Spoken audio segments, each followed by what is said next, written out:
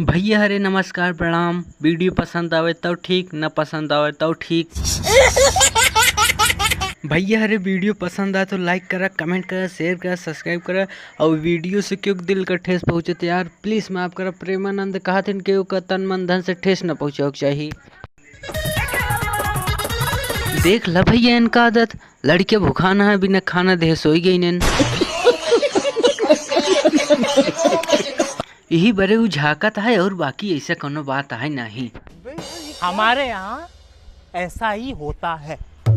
अरे वो लड़कियों का ये देखा था कि अगर जागत हो तो उनका उठा ली जाए ली जाइए सिलाई ली खाना।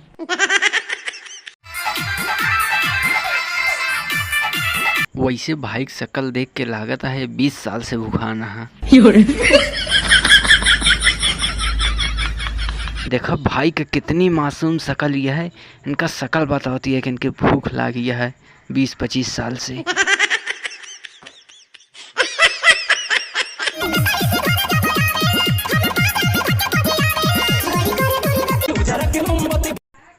बहुत पिछड़ा इलाका है यार, मोमबत्ती अभी जलावे पड़ता है। और सोने पे सुहागा ये है कि दुर्गति करे खातिर जलावे मोमबत्ती। कौन है ये लोग?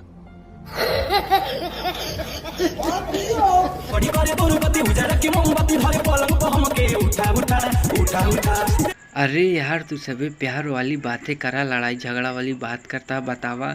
कहा तो यह मारे ला हमके उठा उठा।